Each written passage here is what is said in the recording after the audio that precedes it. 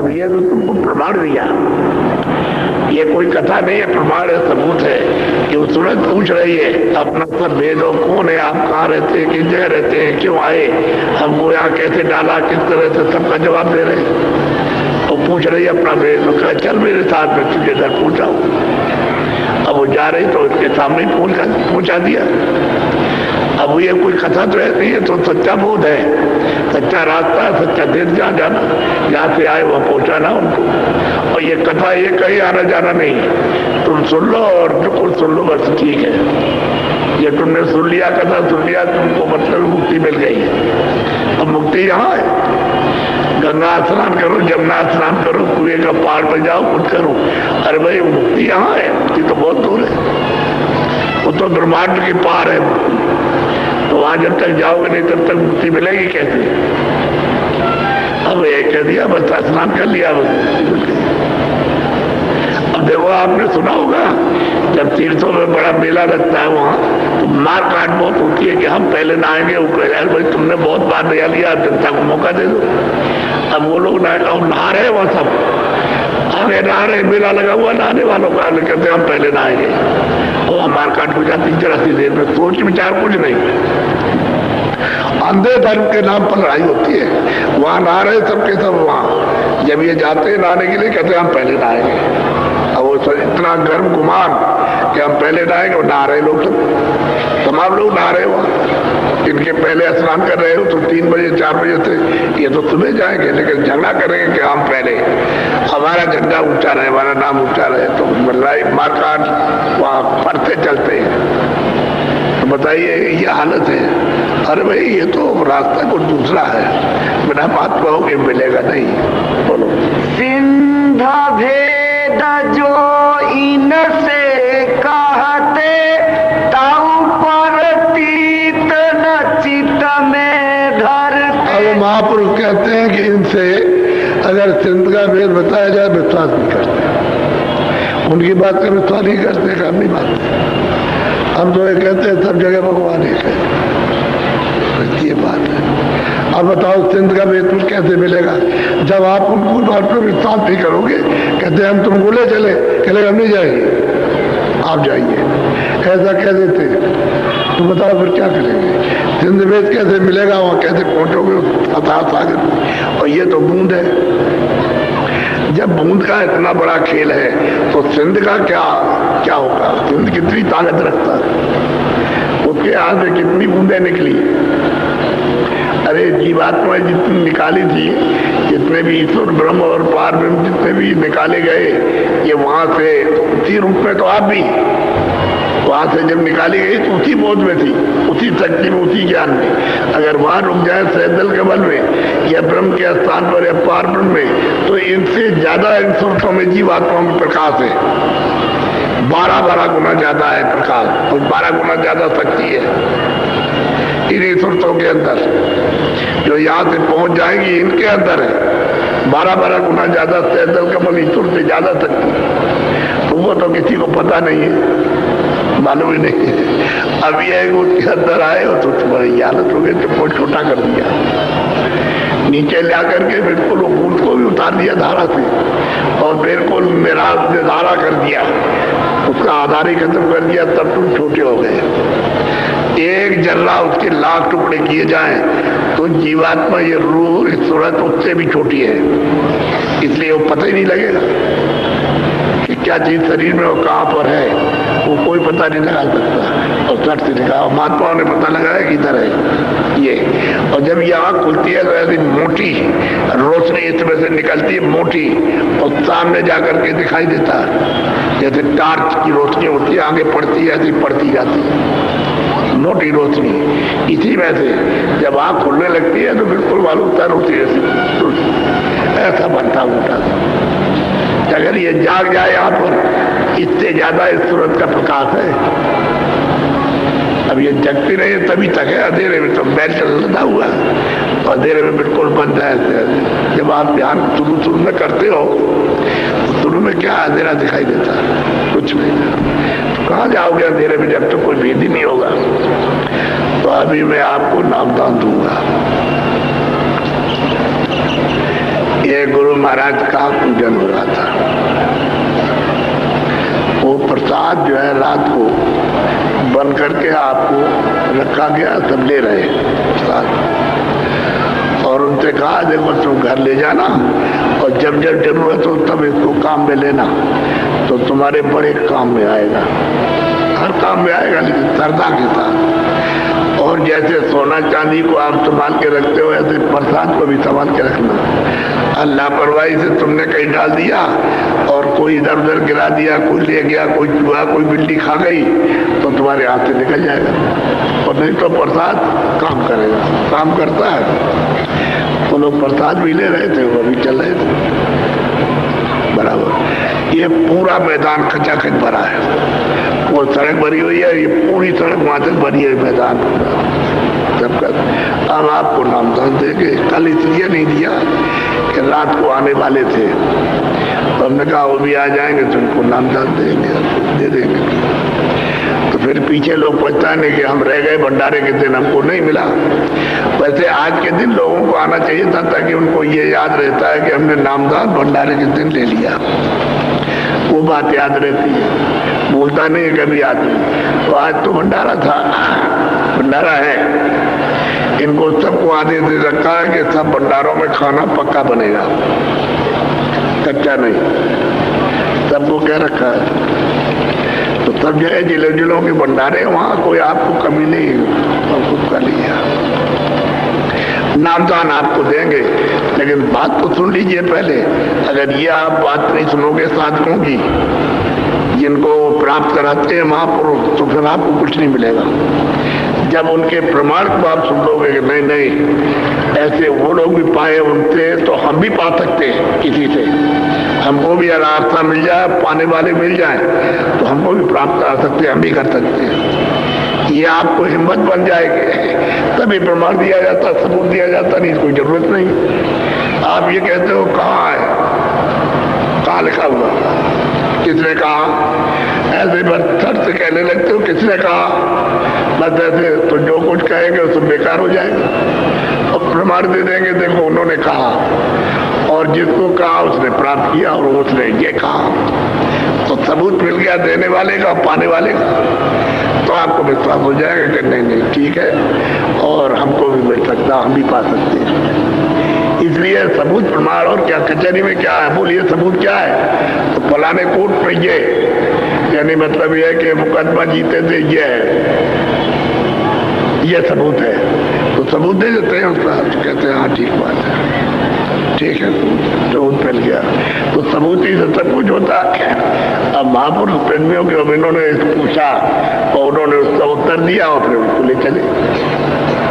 अब ये इतना बड़ा प्रश्न है, इसकी समस्या हल करनी ये छोटे लोग काम है, अरे बुद्धिहीन का काम है। तो पूरा जब समर्थ होगा तो समस्या समाधान होगी, तब इसको घर पहुंचाएंगे, ऐसे नहीं। तो इसलिए हम तो केवल इसको ये बताते हैं कि आप कुछ करने लगे, तो किताबें कुछ नहीं देगी, किताबों को आप पढ़ते रहो, उनसे कुछ नहीं मिलेगा, जब तक महात्मा नहीं मिलेगा तब तक। किताबों में तो सबूत है, प्रमाण है कि उस वक्त पे ये महात्मा है, उस वक्त उनको प्राप्त कराया,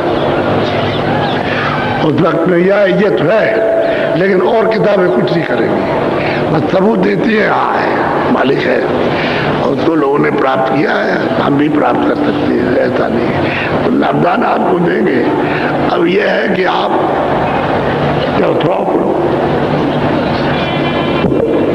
कराए दलील बुद्धि से भारी, हंसी उड़ावे वचन न महापुरुष कहते हैं कि भाई दलील तो करते हैं बुद्धि पे, तर्क करते हैं, और महापुरुषों की हंसी उड़ाते हैं। यही गोस्वामी जी महाराज हर बच्चा काशी का जिसकी उम्र कम से कम 10 साल की होगी, वो सब उनकी निंदा करते थे। कोई आदमी तो बातें छोड़ दीजिए, हर बच्चा हंसी उड़ाते थे ओ गोस्वामी जी। और वहीं काशी में बैठ करके उन्होंने अपना काम किया, बताया, और तमाम लोगों को, हिंदू हो मुसलमान हो, पहुंचाया, बहुत लोगों को पहुंचाया, और उनकी हंसी उड़ाते थे। अब वो कोई महापुरुष कहते हैं कि बुद्धि से तो तर्क करते हैं, देखा तो है नहीं। अपनी तीसरी आंख तीसरे कान से न तो सुना न देखा, खाली बुद्धि से तर्क करते और उनकी हंसी उड़ाते, ऐसे करते हंसी उड़ाते।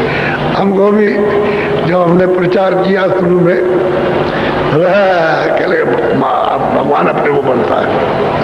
हमने कब कहा भाई भगवान हमें? अरे हमने तो ये कहा कि हम आदमी हैं, भगवान तो हमने कभी कहा नहीं। अरे कुछ नहीं हो, जय गुरुदेवा अपने को जय गुरुदेवा है, जय गुरुदेवा अपने को कहता है। बताइए यानी जो उनको सुनाया जाए, जो दिया जाए, उसको तो समझेंगे नहीं और न लेंगे। वो कहता है जय गुरुदेवा अपने को कहता है। तो ये हंसी उड़ाते थे। अब वही लोग यहाँ आते रोते, इसी में बैठे हुए आते रोते कि हमने गलती की है, तो हम थोड़ी कोई बुरा मानते हैं। अब तो समझते भाई तुम्हारी समझ तुम्हारे पास है और हमारा रास्ता हमारे पास है, तुम समझ जाओगे तो चल दोगे, नहीं समझ जाओ, उसमें कोई विरोध वाली बात नहीं है। और हम हमेशा ही होते हुए हमेशा पूछते रहे भाई ठीक हो, अरे ठीक है, उधर वो करें। ऐसे ऐसे लोगों को इन लोगों ने देखा है कि बाजार से निकल जाए तो दुकानदार यानी इधर से और उधर दुकान की तरफ मुंह कर लेगा, देखेगा नहीं। क्या लगे कि उनकी आंख में मस्टरेजर है और देख लेगा तो अपने बस में कर लेंगे, उधर घूम जाए। रिक्शे में बैठे हो ऐसे मुंह कर लेंगे, इधर को देखेंगे नहीं था।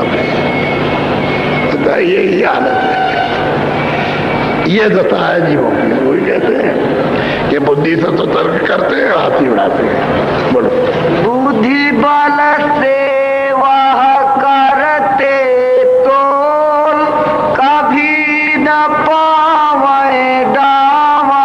कहते हैं कि बुद्धि से वो उनकी परख पहचान करना चाहते हैं, तो बुद्धि तो तुम्हारी हमेशा तर्क में रही, उनको आप क्या पहचानेंगे? अरे बुद्धि बल उसको एक तरफ करो, और जो सत्य है उसकी पहचान करो तो समझ में आ जाए। अब बुद्धि बल से पहचाना जाए और तर्क से। अरे विवाद में कहीं मिलेगा? ये विवाद के परे की चीज है, झगड़े जो झट में मिलता है ऐसे नहीं। बोलो यह मार्ग है प्रेम भक्ति का, चलना चढ़ना सूरत सब। कहते भाई ये मार्ग तो प्रेम भक्ति का है। जब महापुरुष मिल जाए तो उनके आदेश का पालन करो, जो वो कहे उसको करो। प्रेम और भक्ति का है। भक्ति कहते हैं आदेश के पालन, आदेश का पालन करोगे ये भक्ति है। और जो रास्ता बताएंगे वो सूरत और शब्द का है। चलना जो है सूरत शब्द से जोड़ोगे तो चलोगे, और प्रेम भक्ति का मार्ग है। प्रेम भक्ति से जब चलोगे तो सूरत शब्द का मार्ग मिल जाए तो कमाई करोगे। ये बहस मुबासा कुछ नहीं, झगड़ा झंझट नहीं, ये प्रेम का मार्ग है। बोलो शांत मते पर नहीं परती, सूरत शब्द नहीं धारे ची। कहते हैं भाई जो संतों का रास्ता मत कहते हैं, रास्ते गुरु से मिलने का जो रास्ता है वो संत मत है। मत कोई फिरका नहीं है, मत कोई जाति नहीं है, मत कोई इंसान आदमी नहीं, वो मालिक से मिलने का रास्ता है। सूरत दोनों आंखों के पीछे बैठी है और यहाँ से उसका मार्ग मिल जाए चलने का, उसको कहते हैं पंथ। पंथ जाति को नहीं कहते, किसी मनुष्य चमगट को नहीं कहते। कहते हैं भाई ये तो प्रेम भक्ति का है और सूरत शब्द का, ये ऐसे नहीं। बोलो पांच शब्द मार्ग नहीं चले, सिंध पता कहो कैसे। जो 5 तत्वों का जो काम है वो तो आप यहाँ चलते नहीं हो, उस काम को तो करते नहीं हो कि भाई शुभ काम करो शुभ काम करो, वही नहीं करते हो तो सिंध का पता कैसे लगेगा आपको, जब आप इसी को नहीं छोड़ रहे हो। वो कहता है ये मत करो ये करो, ये पाप है ये पुण्य है, तो आप मतलब पुण्य को नहीं करते, पाप पकड़ लेते हो और उसको करते रहते हो जीवन भर। तो सिंध कैसे पता चलेगा? वो तो इससे भिन्न है, अलग है, 5 तत्वों से अलग है। 5 तत्व के कर्म के अंदर नहीं है, बाहर है। बोलो विद्या पढ़ जो कर चार बूंद भेद भी मिला न सार। महापुरुष के भाई विद्या पढ़ करके तुम विचार करते हो तो तुमको बूंद का भी भेद नहीं मिला, जरा सा भी भेद नहीं मिलेगा, उनका आवाज भी नहीं होगा। विद्या पढ़ते रहो, जब तक पढ़ते रहोगे और जैसे ही पढ़ना छूटा वैसे ही मन मैं तुमको धोखा दे देगा, गड्ढे में गिरा देगा। उनको बूंद का भी भेद नहीं मिला, न बूंद को पाया न भेद मिला। तो पढ़ते लिखते रहो जो लिखा हुआ है।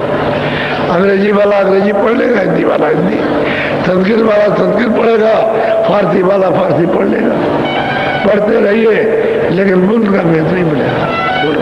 सार बूंद है त्रिकुटी पार, जोगेश्वर चढ़ करे विचार। कहते हैं सार बूंद, वो सहजल कमल और त्रिकुटी ब्रह्म स्थान ईश्वर के स्थान से परे, लेकिन वो भी कहते हैं बूंद है। जो पार बूंद है वो भी बूंद है,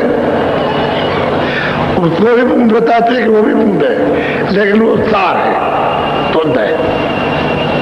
थोड़ा जब वहां जाएगी और ये पुल पार होगी तो मानसरोवर स्नान करने से, नहाने से फिर उसका वास्तविक जो सच्चा सत्य वो निकल आएगा।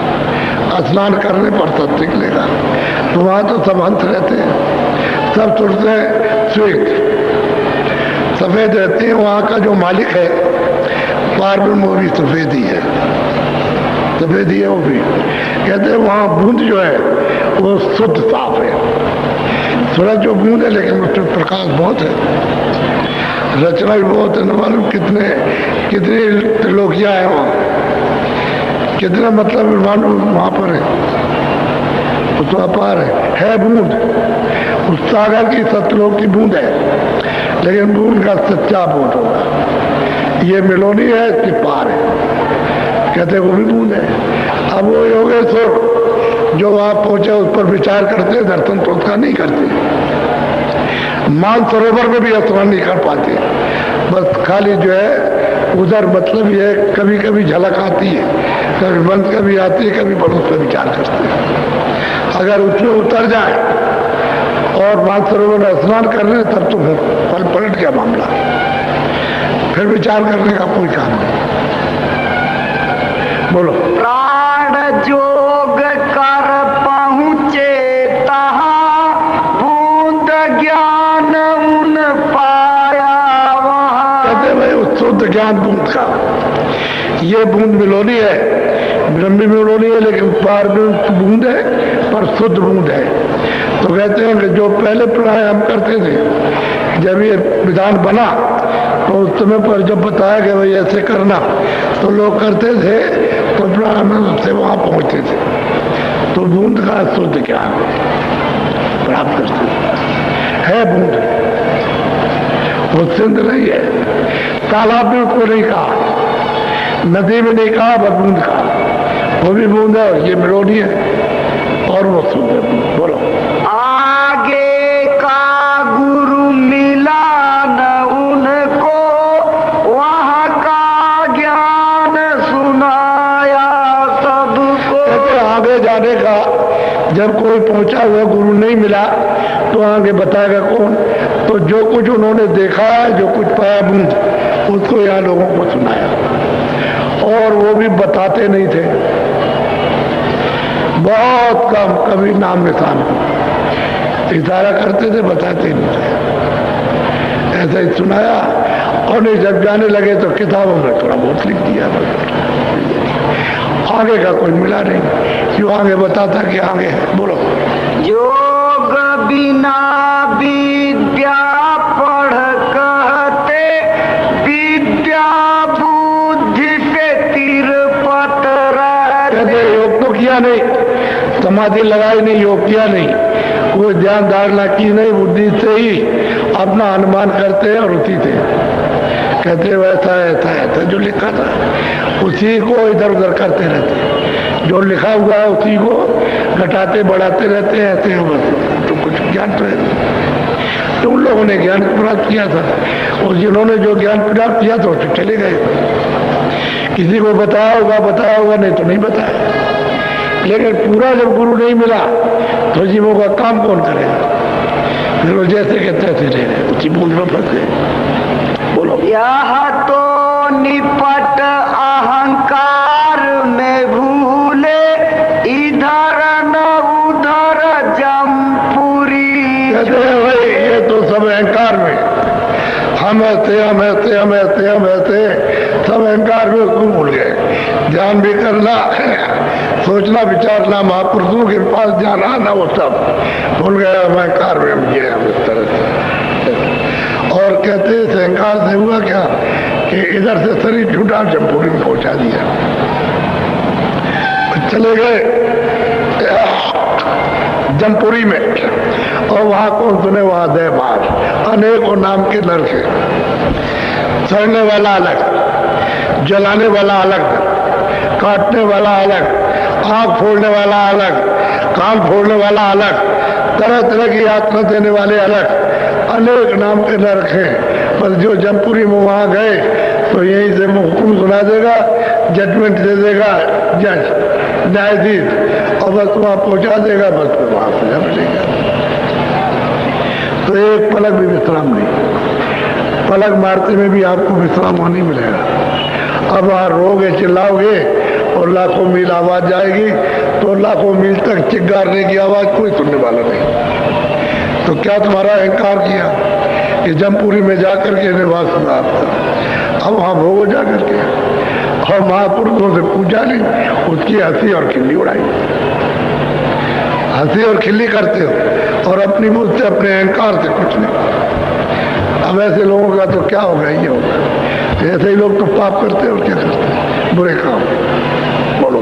तू तो सूरत अब सुन मम वचन, चढ़ और चल सुन सुन की धुन। कैसे गए सूरत, अब तुम मेरे बचनों को सुन ले, और चल मैं तुझको नाम पर चढ़ा दूं, और वो नाम तुझको ले चलेगा। और चल और सुन की धुन को, जो शुद्ध तेरा जो बूंद है, चल वहां उसको पकड़, वहां पहुंच, तो अपने सात्विक सच्ची बोध में, सच्चे रूप में आ जा।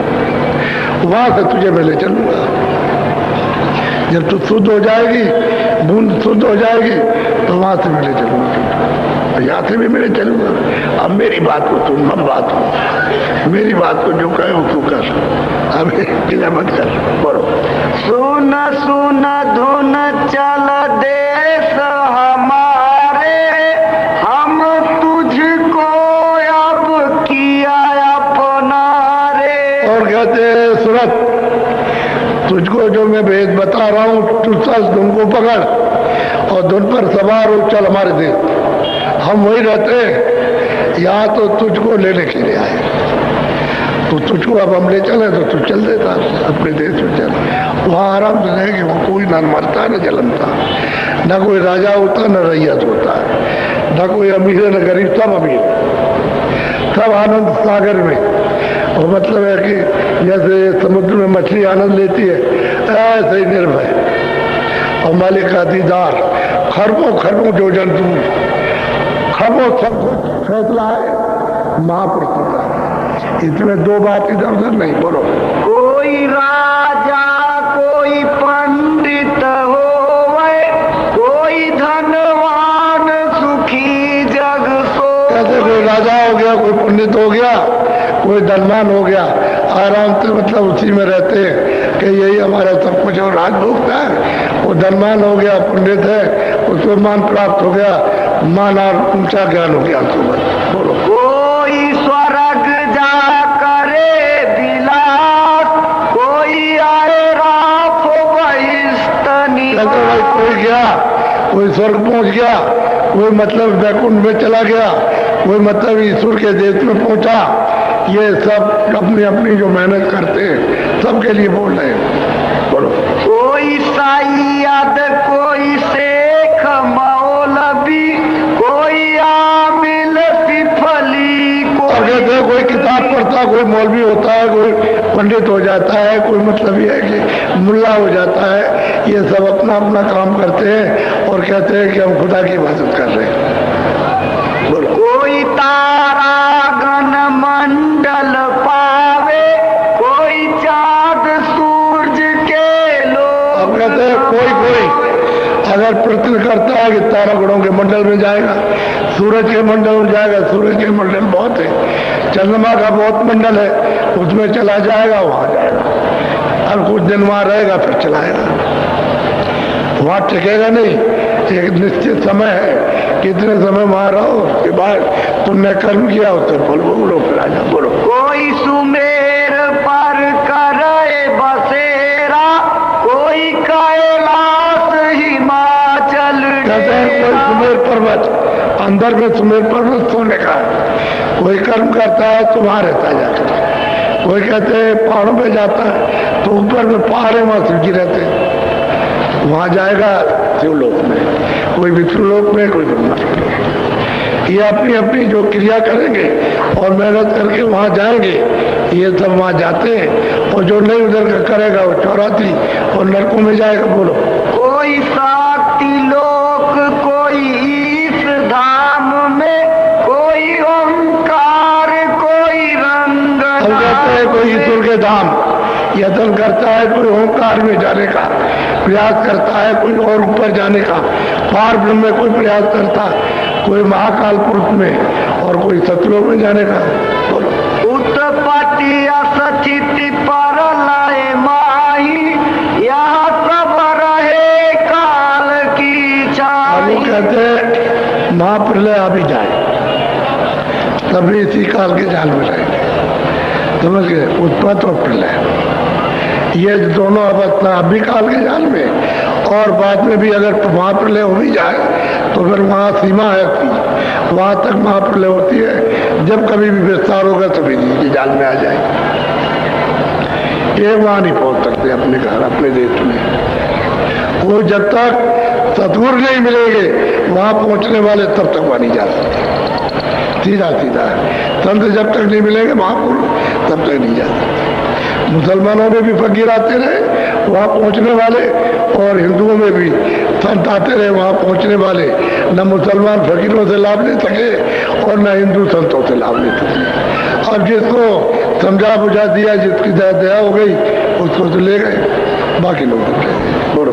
आवागमन न काहू छूटा, डेरा बेर सभी जम। अब महापुरुष कहते हैं सूरत के देख सूरत आवागमन किसी से नहीं छूटा, और देर अबेर में सबको लूट लेगा।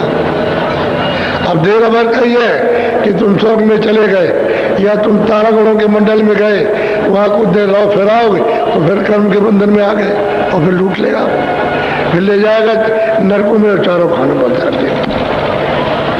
छुटकारा हे सूरत इन किसी का भी नहीं होगा कि हम जन्म मरण से छूट जाए। बोलो। सतगुरु बिना न कोई बाचा, सत्य नाम पद मिला न अब वो कहते हैं जब तक सतगुरु नहीं मिलेगा, संत जब तक पूरा नहीं मिल जाएगा और सच्चा और नाम जब तक नहीं मिलेगा, तब तक कोई भी जीव जन्म मरण से नहीं बच सकता। फैसला है उनका। महापुरुष जो कह जाते हैं वो सत्यवाणी कह जाते हैं।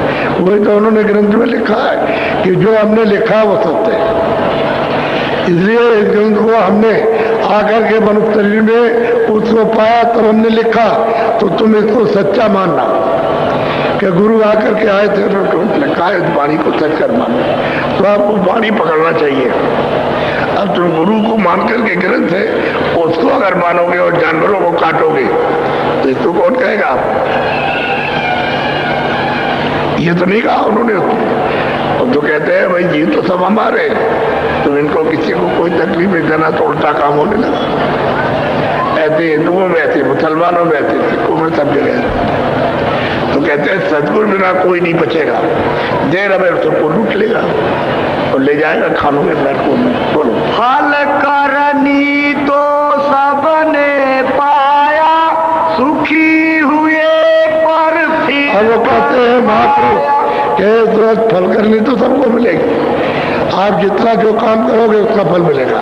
इसलिए तो कहते हैं मैं काल रूप, मैं सब कर्म शुभ और शुभ कर्म फलदाता हूँ। मैं शुभ कर्मों का फल दूंगा, मैं दूंगा, और अशुभ कर्मों का तुमको दूंगा। उसको सबको फल करनी मिलेगी जो जैसी करेगा।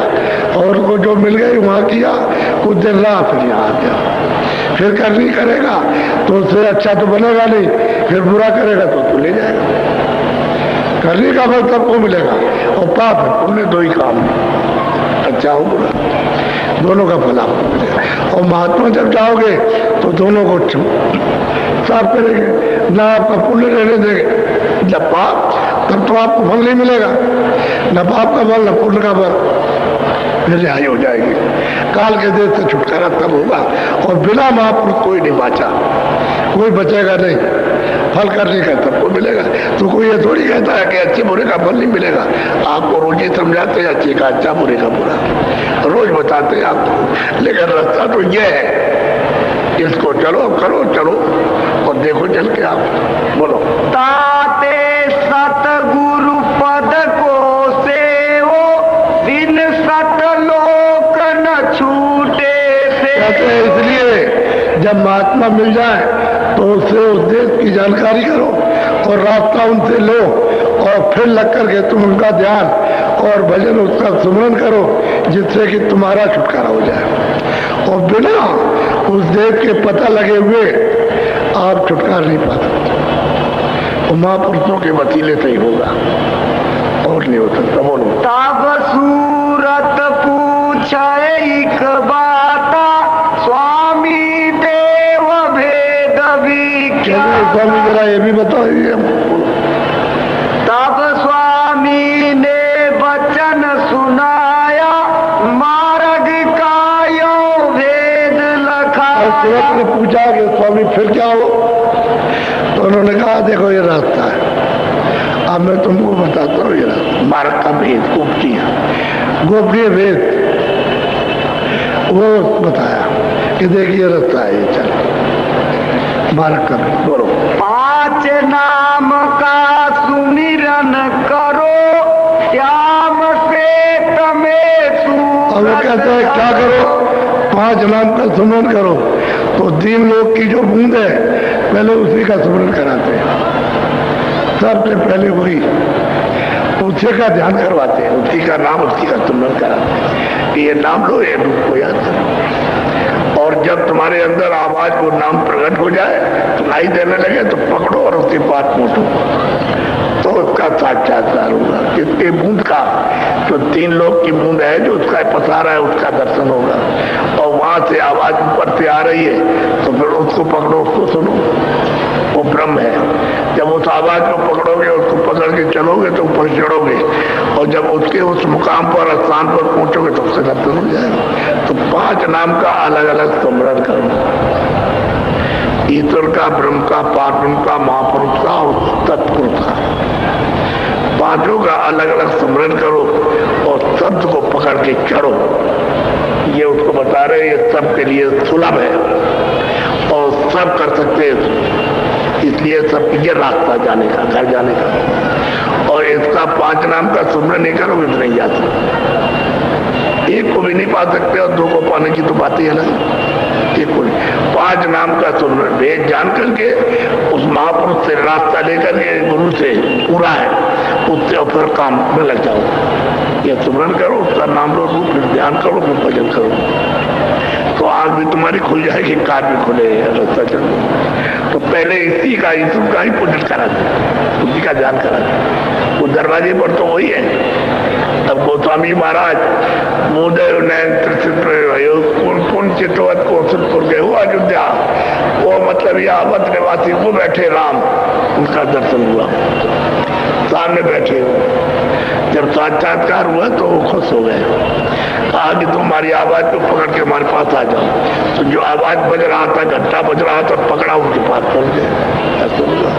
चले हम तुमसे बहुत खुश हो गए, हम रास्ता देते हैं। तो रास्ता दे दिया ऐसे कि जाओ उधर। तो वो कहते हैं उधर माज, उधर यदि उस पार, यदि उधर जाकर के एक मैदान मध्य में खड़ा हो गया, जाकर वहां से उनकी जगह है, वहां से देख लो, सब देख लो। अब वही बात, पहले इन्हीं का ध्यान, तब दूसरे का, तब तीसरे का, तब चौथे का, तब जाके घर का ध्यान, अपने देश का जहां से हमारे थे उसका ध्यान। तो कहते हैं ये करो, इसमें कोई भी होगा तो निकल जाएगा। कोई किसी मत का भी हो, उससे कोई मतलब नहीं। कोई क्रिया करता हो क्योंकि इसको करे, ये भी तो क्रिया है, ये आत्म क्रिया है, सुरतों की है, ये सुरतों का कर्म है और ये शारीरिक कर्म है। तो बुद्धि कर्म में तो फंसे रहते हो और वो आत्म कर्म नहीं करते। सबके लिए करे, इस तरह से छुटकारा हो जाएगा सबका, और तरह से नहीं कर सकते क्योंकि काल के देश में कर्म अच्छा बुरा वो तुमको पाना है और वो छोड़ेगा नहीं बगैर इसके लिए, तो आपको फिर बंद करेगा कैद खाने में। अब यहाँ जाओ और अभी पकड़े जाओ तो मतलब चोरी में तो सजा हो जाती है, तो जेल में जाओ, जेल में पहुंचा जाओ, फिर वहां तुमसे काम लेके मारे कूटेंगे, बहुत मारते हैं। जब काम नहीं करोगे जेल में तो बड़ी पिटाई करते हो तुम्हारी, लेकिन तुम किसी से कुछ कह सकते हो, कुछ नहीं कह सकते। सजा होगा वो मार मार के, अब मत करना इस बुरे काम को, मत करना, तो वो सजा नहीं देगा, वो सबकी सजा देगा। या तो सजा ये मिलती है, उधर में वो सजा देगा। क्यों करते हो आप ये काम? करो, बोलो। प्रथम सुनो गगन में बाजा, घंटा शंख छाट। कहते पहले प्रथम में गगन में बाजा सुनो और उसी बाजे में ये घंटा और शंख बज रहा।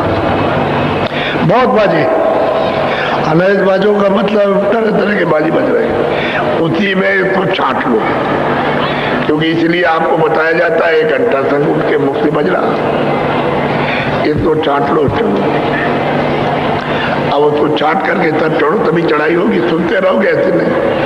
उसमें से छाटना होगा, तमाम गड़बड़ सड़बड़ गड़बड़ बात बज जाए, यानी कई बाजे उसमें तरह तरह के बजाओ तो छाटना पड़ेगा, जो कौन सा बाजा है फिर उसको पकड़ो, तो और बाजे बंद हो जाएंगे, बस वो बाजा आवाज सुनाई देते, उसको पकड़ लो, चढ़ जाओ। जब चढ़ोगे तो जिसमें से आवाज बोल रही है उसी के पास पहुंच जाओ, तो दीदार दर्शन हो जाएगा। कहते प्रथम यानी दरवाजे पर बैठो और ऊपर की तरफ में जरा कान लगा के सुनो, तो प्रथम में अनैध बाजे जब बजे और सुनते सुनते बजने दो, सुनते रहो बजने दो, जब सब बजने लगे तब उसमें छाटना, तो घंटा संग छाट लो। बोलो। सहस कमल दल जोत लखाई, बंक नाल में जाई। वो सहदल कमल में 3 लोग के मालिक बैठे हैं, उनका वहाँ जोत लखी देखी, दर्शन हुए उनके, और वहां से रास्ता मिल जाएगा ऊपर जाने का।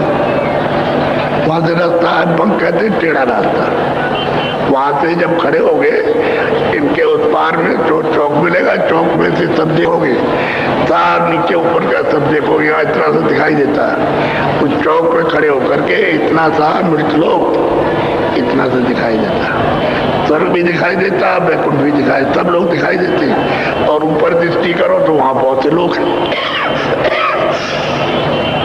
भिन्न अलग अलग रचना से रचे हुए, जिसको देख करके आश्चर्य अचंभे, ये क्या है देखने को मिलते हैं ऊपर, वहां से रास्ता है, और रास्ता टेढ़ा मेढ़ा तो जरूर है, लेकिन बहुत अद्भुत रचना है। बोलो। बंक पार त्रिकुटी में गई, ओंकार वहां ऊपर गई तो त्रिकुटी मुकाम पर ब्रह्म विराजमान है, वहां उनके दर्शन हुए और वहां से ऊपर की खबर आ रही है, आवाज आ रही, वहां सुनाई देती है। तो ये पुल है, पुल उतर चढ़ हो गई पारा, इसी पुल को पार हो जाए तो उधर से रंकार की धुन आ रही। ये रामायण में लिखा हुआ है, तुम्हारी इसमें रंकार लिखा है, तुम नहीं जानते हो, तुमको मालूम है हमारे ही में लिखा हुआ है, लेकिन तुमको नहीं, सब लिखा है उसमें, कोई मैं अपनी तरफ से